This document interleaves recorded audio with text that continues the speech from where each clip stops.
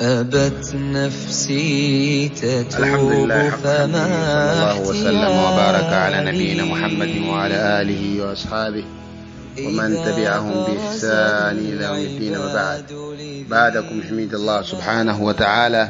لكم تكيا رحمنا amani mtume Muhammad sallallahu alayhi wasallam. Tukiendelea na kipindi chetu cha kabairu dhunub, madhambi makubwa, leo tungependa kujikumbusha dhambi kubwa ambayo kwamba imeenea, dhambi kubwa ambayo kwamba imezoeleka, na ni dhambi ambayo kwamba inaonekana jambo la kawaida, lakini ni dhambi ambayo kwamba madhambi yake ni makubwa na inaleta hasara kubwa na madhara makubwa katika ulimwengu. Na dhambi hii ni al-ghiba. Al-ghiba ni kusengenya, ambayo kwamba tunajua ni dhikruka akhaka al-muslim, ni kumtaja ndugu yako Muislamu kwa jambo ambalo kwamba akisikia atachukia ama atakasirika, walau kunta sadiqan, hata kama wewe unalolizungumza ni ukweli, maadamu yeye hayuko na akilisikia hata furahika, basi ujue kwa umeingia katika ghiba. Na ghiba ni dhambi kubwa kwa sababu Allah subhanahu wa ta'ala amekemea jambo hili katika Qur'an, wala yaghtab ba'dukum ba'dha, wala musisengenyane baadhi yenu kwa baadhi. Akatoa mfano mkali kabisa, ayuhibbu ahadukum, je, angelipenda mmoja wenu ayakula lahma akhihi maitan, kula nyama ndugu yake hali ya kuwa amekufa, fakarihtumu, bila shaka ni jambo ambalo kwamba ni la kuchukiza. Kwa mfano wa mtu ambaye kwamba anayemsengenya ndugu yake, anayemzungumza mtu kwa ubaya na hayuko, hata kama ni jambo la ukweli, ajue kuwa ni mfano yeye amekula nyama yake ile hali ya kuwa mtu huyo amekufa. Sasa ikiwa kumtaja ndugu yako, kumtaja mtu kwa jambo ambalo kwamba hata kama yuko nalo kawa umeingia katika madhambi makubwa, je, ikiwa wewe umemzungumza mtu kwa jambo kwamba hana alo, jambo kwamba hajalifanya jambo lile, na jambo lile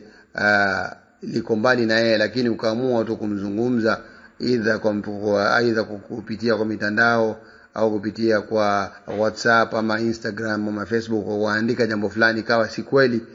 ama ukalizungumza mbele za watu wakati hayuko na ikawa si kweli, basi faqad bahatahu, hakika utakuwa wewe manake umemdhulumu yule mtu, utakuwa umechukua haki yake na utakwenda kulipa haki hizo mbele ya Allah subhanahu wa ta'ala. Kwa hivyo ni dhambi ambayo kwamba ni kubwa, ambayo kwamba kila mmoja wetu hakikisha kuwa amejiweka mbali nayo,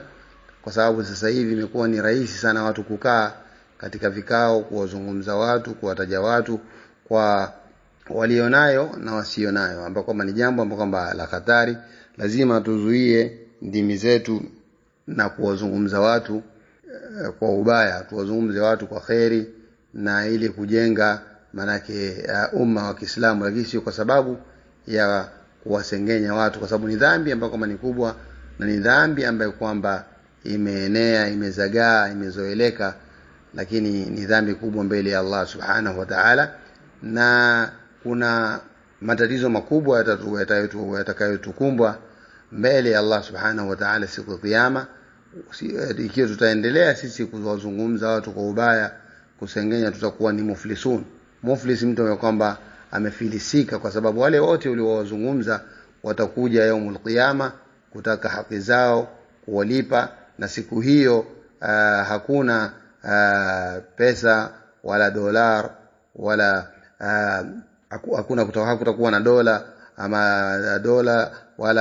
wala pounds wala pesa aina yote, bali itakuwa ni hasanatu sayiat, mambo mema na mambo maovu. Kwa hivyo ukiwa umemzungumza mtu kwa ubaya, utamlipa, zile thawabu zako zitachukuliwa apewe yule ambaye kwamba alimdhulumu. Tunamwomba Allah subhanahu wa ta'ala atujalie mimman yastami'una alqawla fayattabi'una ahsana, wa sallallahu wa sallama wa baraka ala nabiyyina Muhammad